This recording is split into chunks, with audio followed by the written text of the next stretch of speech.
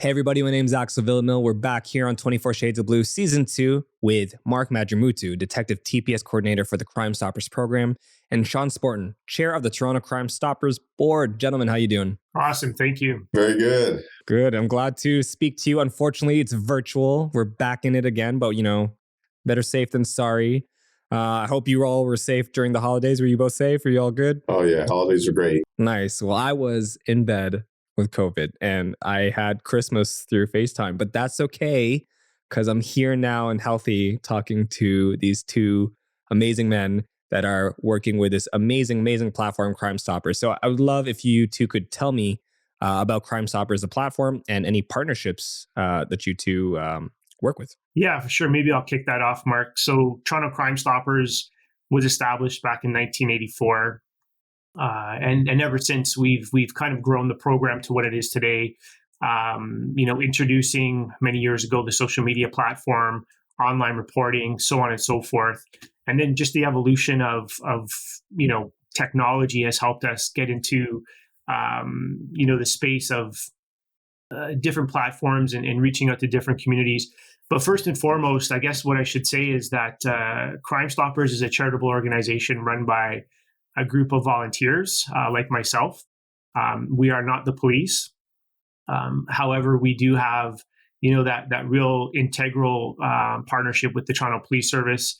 And then Mark as our detective, our police coordinator. And then we also have a community engagement officer who are on, we'll call secondment to the board as well as an office administrator. So this is, 100% a community driven program. We get no financial support from any agencies. It's all fundraised, if you will, through a couple of major events through our Chief of Police Gala, as well as our Crime Stopper golf tournament, and then a bunch of different little things here and there where we try to raise some funds. So I guess that in a nutshell is pretty much what Crime Stoppers is. And maybe I'll turn it over to Mark. You can talk a little bit about the what you do when it comes to the tips when they come in and how you get them vetted and whatnot.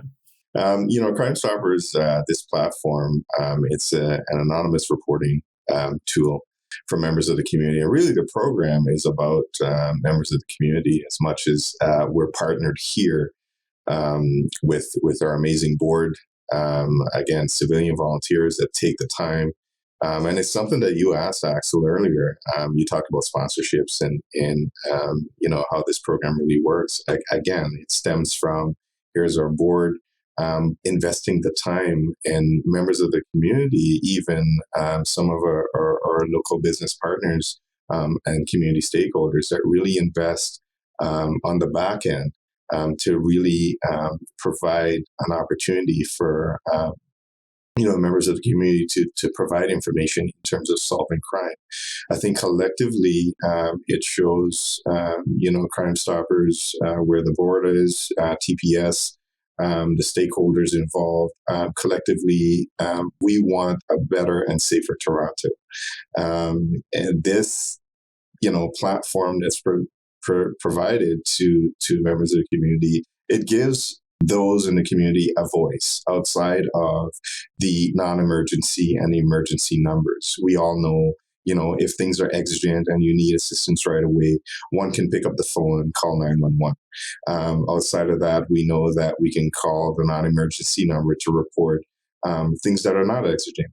But really, Crime Stoppers, it provides a conduit for individuals to have a voice. Let's face it, in some aspects, some members of the community don't feel comfortable with reaching out or having their information or recorded on a call. This really provides an anonymous way for members to feel important in terms of the community where you live in. That belongs to you, and here we are providing a platform for you to give you that voice to say, you know what, we are hearing you.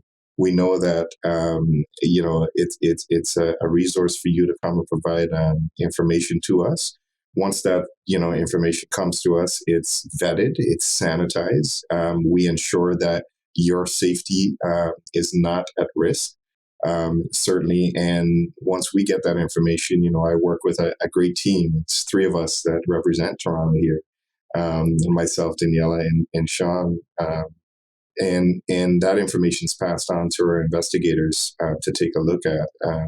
If we feel that there are safety risks involved where you can be known, certainly that information does not move from our table. But we will provide other resources to make sure that that information is shared and some justice is brought to light. Absolutely. I think it's so amazing that, the more I do these shows and listen to, from officers to detectives to any other organizations that work with TPS, I always notice this theme of community is such a big, big thing. And it's always this, I guess, secret weapon that not a lot of people understand that, the officers need this stuff. They need to work with the community because obviously everybody can only do so much, but when you have the help of many to find or fix a problem, it goes such a long way. So I think as we all talk further about Crime Stoppers, it's just very interesting to see that you're this nice conduit middle ground that also feels safe. And I mean, on the topic of feeling safe, I feel like you both do a lot of great work with making Crime Stoppers also look and feel safe. So, I kind of want to talk about this rebrand. I mean, I've seen it, all over Toronto. How did this, affect everything? And back to your efforts back into the community, all these initiatives, like how did that really help, what you do? Yeah, for sure. So, I mean, first, I just want to address what you said there, Axel, of, community is the foundation, it seems like, from everybody you spoke to. And when you look back historically, when you look at Sir Robert Peel, right, the community are the police and the police are the community. And that's exactly, the evolution from policing to where it is today. No matter what approach you take, the police are not going to be able to do their job, excuse me, without the community. And the community aren't going to be able to have a safe environment without working with the police. And I think with Crime Stoppers, especially here in Toronto, this is where, and I'll pat ourselves on the back for this, is where we do an excellent job. And, sometimes it's good to be a little bit selfish and kind of preach, the successes that we had, but not only from the volunteer board of directors, but also to the entire Toronto Police Service for working with us. And thanks to, someone like Mark in his position and Sean O'Neill and Danny in the office that do that. But when we look at the rebrand, right? So back in 2019, it was more of an idea. It started off with, how do we change our logo, right? How do we make our logo less corporate, where if we were to put it on swag and give the swag out to the community, people are like, hey, that's kind of cool. I'll wear that hoodie. How do we make it look cool? Exactly. Exactly, right? So we approached the community agency, which is an ad agency, and kind of sat down and gave them ideas. And here's what we want to do. And that conversation just morphed, right? And this is where I guess engaging a professional company that understands marketing will see it from a different lens. And they came back to us and said, okay, so what about this? And then what about that? And then when we started diving into the statistics that we had and looking at what's the percentage of rewards that were actually picked up that we approved? And not only did we look at it from 1 or 2 years prior, we went 10 years back. And when we looked at the percentage of rewards that were actually picked up, it was only 17% of the rewards that we approved were collected. So what does that tell us, right? What were the reasons behind that? We will never know because we're an anonymous program. We can't go back and ask our tipsters, hey, how come you didn't collect your money? Your money's sitting here. But when we started looking at it and going, okay, well, if we can do something that will make the shift in the community where they see us more as actually doing something instead of saying we are, because actions speak louder than words, would they be more inclined to call? Would they be more inclined to stay anonymous and help their community become safer? And that's where we looked at everything from A to Z. We had all the stakeholders involved. We had TPS at the table. We had our board at the table. We had our legal team at the table. And we actually went out and did a community survey and said, hey, if Crime Stoppers were to do this, well, what do you think? And that's where all of these sayings come from of doing what's right, it's its own reward, see it, say it, stop it. And then building our logo, right? So our logo is technically a shield, and the shield protects your identity, right? So there's a whole mindset about how did we build the logo and all that sort of stuff. And I think when we launched it, it was a shock to the greater Crime Stopper community, because we were saying, we're not going to pay individual tipsters anymore, right? We're going to take the money that we raise and we're going to put an application process in place. We're going to call it the Community Reward Program. And then the board is going to evaluate these applications. And if it fits our mandate, we're going to actively go into a community and make a difference, right? And it started with an after-school program in Glendower. That was the first initiative that we did. And when we went and spoke to Mrs. Seeley, who was the organizer of this after-school homework group, you name it, she did it. And we said, hey, Miss Seeley, if we could help you, what could we help you with? What is it you need? And we were thinking, TVs or whatever to help these kids stay occupied. And she said, Sean, if I could ask for one thing, it would be a shoe rack and a coat rack to organize these kids when they come in, because they're throwing their coats and their shoes and everything. And you know what? Actually, I got to tell you, it took me back, because I grew up in that neighborhood when I was a kid, right? And, so we went above and beyond, and we got her what she needed. We got chairs, we got tables, we got you name it. And to see these kids come in and feel like they were elevated to a different class than what they thought they were in their mind, right?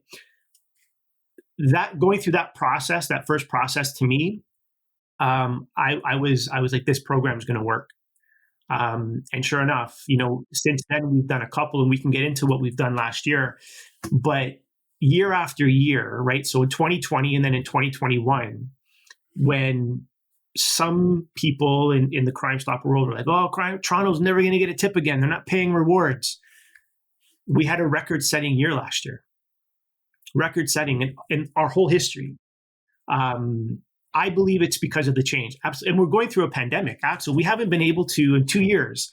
So remember, we launched this rebrand in 2020, in January 2020. Lockdown happened really mid-February and then fully in March. We have not been able to be into the community as we normally do and engage the grassroots community engagement piece for 2 years. And we're still seeing these numbers. And you know what? And if I could just put my quick opinion on this, I just see it as it's a different type of respect. You know what I mean? Like, yeah, I think the idea of the police, there's a lot of different subjective thoughts about that. But when you're actually giving back with dollars that are provided to, rebuild and, further a community, your organization gets such a different type of respect that not many can receive. And there's only one way to do it, and it's the way that you're all doing it, which is by giving back. So I think that's why it's a very different type of respect. And I think clearly it's appreciated and it's working. 100%. And that's just not us, right? In Toronto Crime Stoppers per se. Anytime we do an event, we involve our TPS partners. When we talk about what we did in Glendower, we engaged the community housing special constables, right? We included our media partners. And when we look at, the partnership, if you will, of what Crime Stoppers is, it's the community, the media, and the police. And every time we do something, even this podcast, Axel, is part of the media, right? And you've come to the table with TPS to create, this podcast. And, fortunately, we're on the podcast now. But every time we do something, we always make sure that those three elements are present, because it's important, right? If Crime Stoppers in a way can bridge a gap or break a barrier, and we have our partners at the table, and for the most part, that is our strategic partner of the police. And we can break those barriers, then it's a win for everybody. And, Marc, I know you're the first community reward program you did was with the Alton Towers, the Bolo program. What was your thoughts when you first came out there? Because I know you were kind of like, all right, we're going out there, we're putting up a tent and handing out some pizza to these kids, but like, what is this all about? Well, and we're speaking on the rebrand, and for me, that first initiative that we did really highlighted some of the things that we're talking about here. And right off the bat, inclusivity. We talk about collaboration, and we understand with the rebrand, in some instances prior to that, tip rewards focused on the individual, but here's an opportunity to make it work for everyone within that community. And it's not to say that we don't have programs or other services have programs that are aligned to individual rewards. There's other spectrums that individuals, if you're adamant about, receiving funding individually, there's other streamlines that you can go to. But I saw it firsthand, with our first community initiative there in Alton Towers. I looked at the community coming together. The togetherness, it showed that the community felt valued.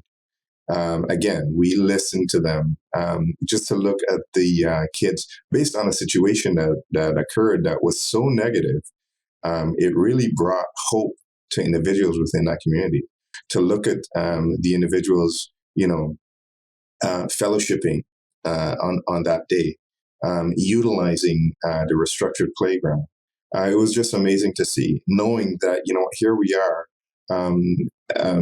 giving them an opportunity to enjoy. Again, they're the ones that reside in that community, to utilize the structures there, to speak to each other, for us to even pass on crime prevention information to them, to create that bridge, to create that, conversation, to say, what, we're here for you. What, it's a safe space. Here's an opportunity for you to voice your concerns. In some instances, we may not have the answers right away, but we'll certainly take the efforts and to provide that. So collectively, with TPS, with our stakeholders, again, our sponsorship, again, we really looked at the word collaboration and teamwork, and it was a great day for me. I really felt fulfilled by giving back to the community. That warms my heart so much. And it's just that it's a different type of communication, really at the end of the day. If you can give and show action, that's the communication communities are looking for. And that's what you did. As the funding's going there, we do have to ask, where does Toronto Crime Stoppers get their funding from? Where does that come from? Great question. It's all fundraised. So when we look at the community reward programs now, right, we haven't been able to have our chief of police gala in 2 years. We're aiming for May the 4th in 2022 to kind of get that back. And there's a bunch of different things that we want to do. And you guys will be invited, right? You guys will be invited for sure. But, it's giving back to the pandemic committee as well, right? The folks that have got us through to where we are now. And, when we spoke to Chief Raymer and said, hey, Chief, here's a couple of ideas. What do you think? Because it's his shindig, if you will, as well. And he was all about it. He's like, absolutely, let's give recognition to those folks and just to kind of have more. And I think Marc said it is more of a celebration of where we're at and, the achievements we've had over the last 2 years, just coming out of a pandemic. But, we also have our golf tournament, which has been postponed over the last couple of years as well. But when we look at the community reward initiatives that we've done in 2021, when we talk about the Alton Towers project, and that stemmed from, a shooting back in 2018 where two little girls were sadly victims of a shooting, byproduct of just being, somewhere where they were playing and, something happened and they were shot. And then partnering with the Bolo program to create awareness on, an outstanding individual that was part of that incident and subsequently, the heat was put on him and the police were able to apprehend him. We wanted to go back into the community and say, how can we take that negative of what happened and replace it with a positive and hopefully, from a mental wellness perspective, we can help the community get past it. And the BOLO program stepped up and said, we got it covered, right? So they paid for that. When we talk about the other initiatives, it's some of the funding we have kind of in reserves to do community reward projects, but some of our sponsors are stepping forward and saying, hey, I'll cover the cost. And when we think of the Captain Canuck comic book that we did, the second edition, specifically in the city of Toronto, and how do we creatively get a message out to the youth, to the students, to say, hey, listen, if you know somebody with a gun, if you know some gun activity, call Crime Stoppers. And we worked with the team over at Comic House and Captain Canuck to create a storyline about just that, right? It was about youth, guns, and reporting, and ultimately being a superhero. And our friends over at Paragon Security stepped up, and the BOLO program stepped up and said, hey, we got that covered. We'll pay for it, and let's get it out. So we got it on digital. You can find the digital copy at s02e01tips.com. And then we also have print copies that when we actually do get back into the community, we can hand out. And then when we look at, what we did in 31 Division over the summer, right, with the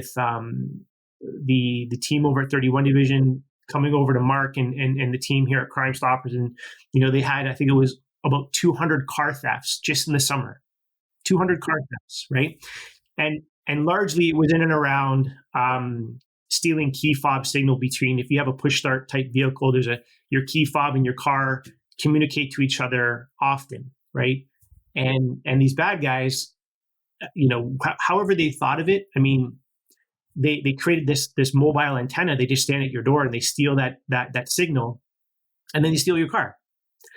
So we approached our friends over at Kicks Global, which is Keep Your Community Safe, as well as Garda World, and we said, hey, we need to get these pouches.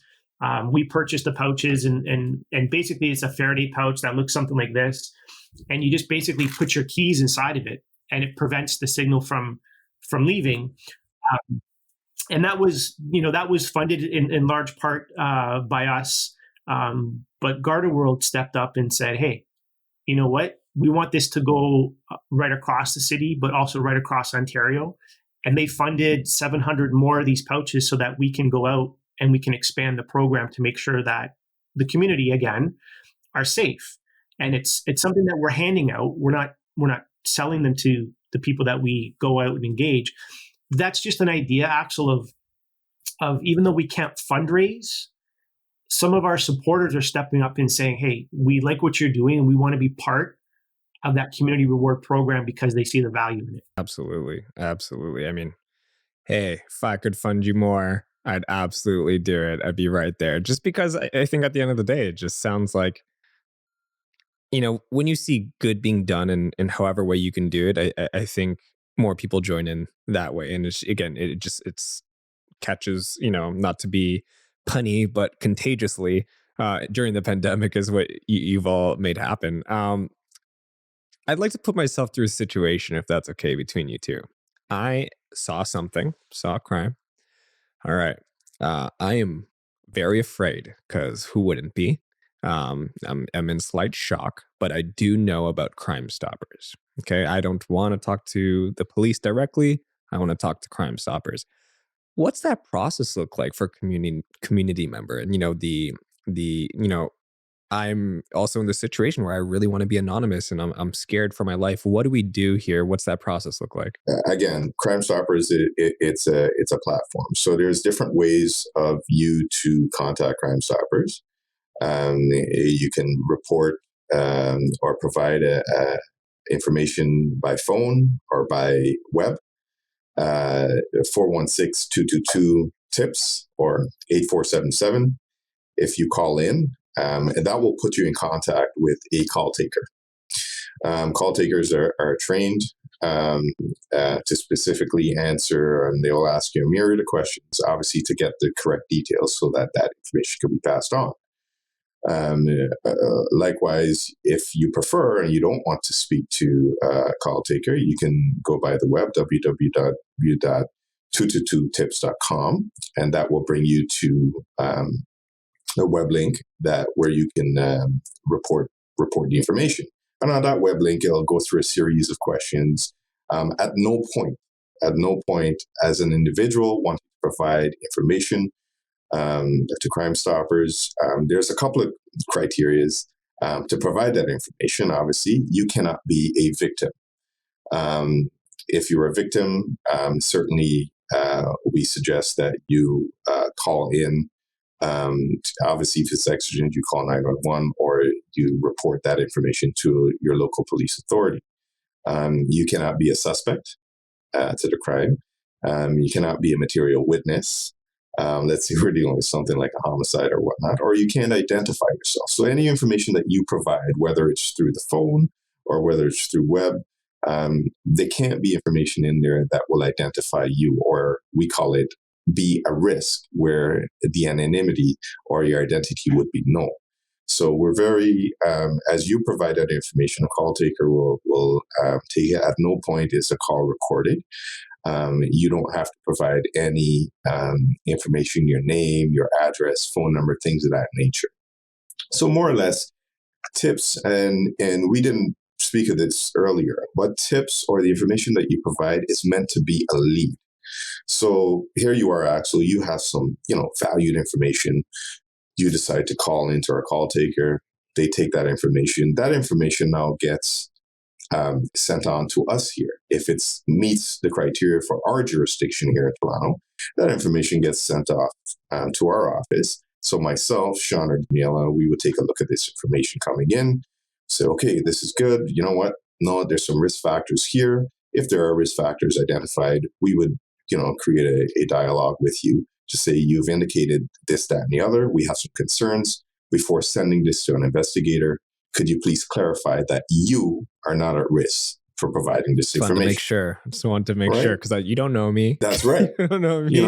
I just want to make sure exactly how does that get filtered down, because I'm sure you get so many calls and emails and things like that. That's right. So there is a process, and we want to make sure, because let's face it, at the end of the day, we're trusting members of the public that they will not misuse the platform. Absolutely. And inundate us. I mean, there's only a certain amount of us here that are here, and especially if information is so-called valued, we want to make sure that it's correct, precise, before we pass that on to an investigative team to take a look at. As we vet that information, we go through the criteria. We pass that information on to an investigator. And we have to remember that information coming in through the Crime Stoppers platform or protocol, it's meant to be a lead. The investigator, once they get that information, it's for them to take it and now corroborate the information. So whatever is corroborated, that becomes evidence. That becomes what they utilize in court. So we take the time, the information as it comes in. Again, the biggest piece is that we hope that members of the community, in some instances, we see information where individuals are venting, they're upset, and we have to take the time to sanitize that. I call what we do within the office, it's like we're a mini communication center. Information may come in, whether it's good or whether it's frivolous. We have to take the time to sanitize that information and validate and corroborate it before it's sent off. Do you do any preemptive things, I guess, to help in the sanitation process? Like, for example, do you educate the community on what a good tip or lead sounds like? Absolutely. So, and these are opportunities. For example, when we go out in the community to do crime prevention initiatives, we would educate them through, whether it's handing out pamphlets to them, whether it's in me engaging in a one-on-one conversation with members of the community, or, it could be through presentations, virtual presentations online.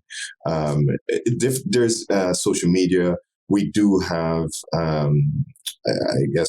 responses that we have when reporting an online tip that would lead you to say, you know what, here's the information that we're kind of looking for. We ask you not to share any of this, and anonymity is we take that very seriously. The life of someone, I will not sacrifice someone's life for me solving or getting arrest. If there's any jeopardy to you, that information is not being moved from this office. We take that very seriously. There's other ways to get around that, and engaging in the criteria and that conversation, we certainly process that in that aspect. I'm sure, any community members hearing this feels assured, and I like that you also started it young, for the students, the kids that also maybe read Captain Canuck too. It's like they're learning. I remember before, I forget what year it was, but there was that whole stop snitching movement. And I feel like with Captain Canuck, you're just, you're changing the way that's perceived, right? It's like, I want to tell people that something bad happened. And it's a very, I guess, elegant way of doing it. And I know the great thing about that is there's nothing sneaky about it. You're just there because you want to help. And that's amazing. We also forgot about, I believe we spoke about Uber as was also in one of your other partners. Can we talk about that? Yeah, for sure. So let me back up just a little bit, because Yeah. I had it in my list of things to talk about, and then you brought it up, Axel, about the the word snitch, right? Yeah. And Yeah. and this is something that obviously, Crime Stoppers is. We want you to step forward and in some cases put yourself in harm's way to a degree, because and that whole snitch community or whatnot. But let's dive into that real quick, and let's tear it apart, right? So if you look up the word snitch in the Urban Dictionary, right, it's pretty much summarized or defined as a word that was created by criminals for criminals to tell on other criminals, right? So when you dissect that, every single time they reference someone who's telling or someone who is being told on, they're referencing it as a criminal, right? Concerned community members are not criminals, right? They just want to be able to say, hey, listen, I have something going on in my community, whether it be gun violence, gang violence, domestic violence, whatever it is. And I just want to tell somebody because there needs to be an intervention before somebody gets hurt or killed, right? Or protect property or whatever it is. And the message that we need to get across, because it is a struggle, right? And going into some of the communities, they're like, yeah, I don't believe Crime Stoppers and snitch, don't snitch and this and that. You're not a criminal. If you're a criminal, yeah, you don't want to call Crime Stoppers, right? But you're not a criminal. You're a concerned community member, and that's the message through Captain Canuck, if you will, especially to the the younger demographic is, if you can save somebody's life by simply calling Crime Stoppers, like you are truly a superhero, right? There's no value on how do you describe that feeling of knowing that you potentially save somebody's life or save somebody from being put in harm's way.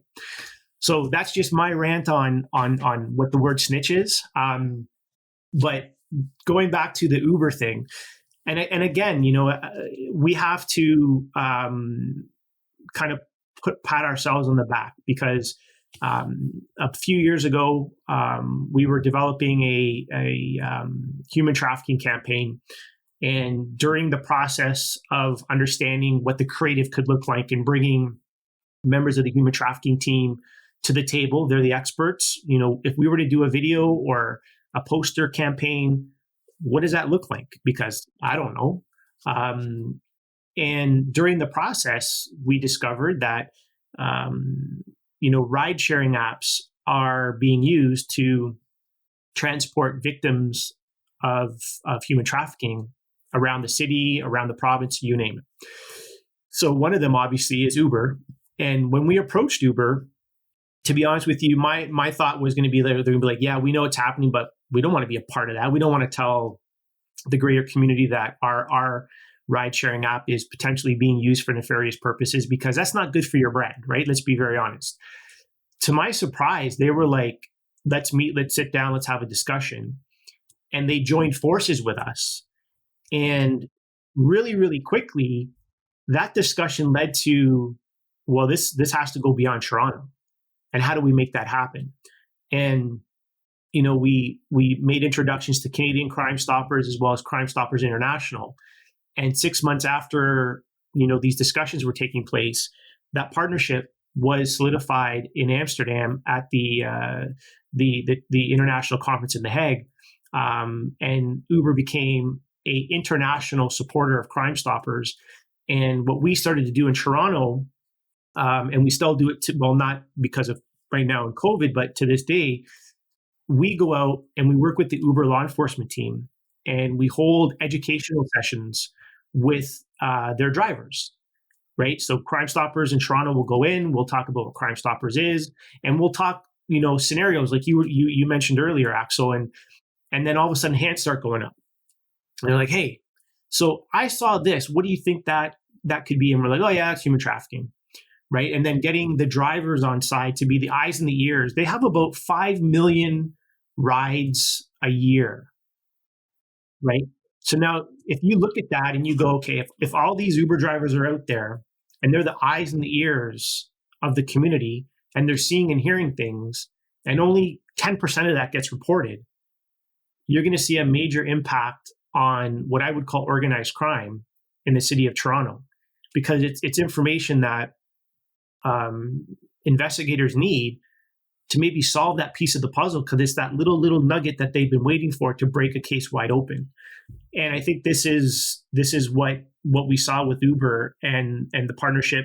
And we invite them out to ride programs every year, and they hand out their swag, and we have an educational moment with people that are going through a ride spot check and whatnot. But that's a perfect example of a local idea that went international. That is amazing. And I mean, I'm with you too, Sean. I did not think Uber would have done that, but I personally think they need to do more marketing on the partnership there with Crime Stoppers, because, just to know if I'm choosing rideshare providers, just to know the fact that they support, the organization of Crime Stoppers is massive, because you're right. There's a lot. I've met many who have lived experience in human trafficking, and you could only imagine what they go through, and this stuff helps, right? 5 million rides, the amount of data, the collaboration is needed, and police can do so much. It's the community that really drives it home. So I think that's such a beautiful piece. And as we wrap up, I wanted to ask you both, do you have any tips and tricks for the general public, to keep in mind that will help you process when calling and reporting a crime? Is there anything you can give them some basics? Well, certainly. You think of when a situation happens. I would tell anyone reporting any incident, number one, any information is valued information. Even if you think that it doesn't merit, or it doesn't quantify, or you don't think that it will lead to anything, you'd be very surprised. I mean, I've been a part of some pretty major investigations where you would look at a little tidbit. It could be, a scratch on a bumper that cracks the case. So any information, be as descriptive as you can. It's very hard in the moment. I think it's really hard to be sort of controlled in a sense and really gather your thoughts, but the basics that we go through. So the who, what, when, where, why, and how. You're describing, if you have the information, as much information as possible in terms of who it is and name, and descriptions are key. Clothing, they start from outside and then you go in, clothing descriptions, vehicle information. And what's important too for our investigators, and we have to think on the back end, the who's getting this information. So if it's known that, these individuals or persons suspected of criminality, do they have any weapons? We think about the other safety, as much detail as you can provide. Any information is important, but just like you're writing a story, just like you read in, whether it's you're reading in the Toronto Sun, the Star, or the Globe and Mail, they cover those basics, right? As you're writing a story, who, what, where, when, why, and how. If you put as much descriptors in that content, then we can now take that information and act on it. And you really have to think about who's receiving it on the other end. We live in a world right now where we're utilizing social media. Many years ago, that wasn't an issue. But, if we have social media links that can, be attached to a person involved in criminality, that can speak volumes in terms of where it goes and open up the case, so to speak, right? And I think for me, what I would say to that is like echo what Marc said of when in doubt, just call, right? And let our call takers decide, and they know how to probe information out of you. They know proper questions to ask in order to jog your memory and help you along. But for me, what I'll end with and cover is more of an encouragement to the listeners of why you should call Crime Stoppers. And when we look at the year of 2021, we had 7,102 tips called in or put into Crime Stoppers through either calling or online. 105 related arrests were made, which is a 57% increase over the year prior. We had 780 charges laid as a result of the tips that came in. That's a 79% increase over the prior year. And when we talk about record numbers, this is what I'm referring to. We talk about, and you mentioned it earlier, Axel, of, let's say I know something major. How do I know I'm protected? And I think we would all agree that, anything to do with a firearm or a homicide is, you're putting yourself out there, right? 18 guns were recovered as a result of tips that were called in. That's a 200% increase over the prior year. When we talk about homicides, we had 8 homicides. That in itself, you look at 100% increase, 212% increase, and it goes on and on and on and on and on, right? So for me, I want to end with encouragement of, individuals in the community put themselves in harm's way to call Crime Stoppers, and they're trusting, right? To say, what, I'm believing what you guys are saying, so I'm going to put my trust in you. And we've never, ever in the history of Crime Stoppers here in Toronto anyways, have let, a member of the community down by not protecting their identity. And I think the last year in 2021 and the numbers and the statistics that we're seeing should reinforce why you should call, and make a report into Crime Stoppers if it's something that is affecting your community with a crime, and let us, and Marc and his team protect you in vetting the tip so that investigators can do what they need to do. And like we've said a couple of times, maybe it's that last piece of the puzzle that solves that crime and makes your community safer for not only you, your family and friends, but for everybody else. If I could just comment in Crime Stoppers, it's such a unique place. It really, right from a simple theft to a major homicide, or it covers information right throughout. It's right across the spectrum. And I mean, we talk about some of the metrics there, but, we receive information too on missing persons, on persons with mental health crisis. That we respond to. And I mentioned it before, it may be a situation or scenario where someone's venting about, an incident or whatnot. We try our best to provide a resource or we're a conduit to help members of the community. So it's not just looking at the solvency of criminality per se, but it's a collective effort. Maybe there are other things going on. We can see different trends, we analyze the information to determine to say, there's some issues here. We pass that information on to our stakeholders. We pass that information on to our investigators to say, let's get this before it becomes a real issue. So it's really a great platform, and it would not be a great platform if members of the community were not invested, and our stakeholders and our sponsors. So thank you very much to the City of Toronto and all our supporters, including you and your team, Axel. Thank you. No, just to close it up here, I think that's exactly it. You two are part of the community, and it takes the community to want to be safe for the community. So everybody needs to do their part. And that's the way, you can keep your mom, your dad, your grandmother, your sister, your friend walking home at night feeling safe, because there are people that not just support Crime Stoppers, there are people like yourselves that are the Crime Stoppers. So I want to thank you for everything that you do. And, this is my big call out for all the big organizations that do listen to our podcast. please partner with them. Please, do what you can, because the information that you may have or you can provide in resources, I think would be super helpful for Crime Stoppers, and just want to see more relationships flourish. So, Marc, Sean, thank you so much for being on the show. And this was 24 Shades of Blue. We're out.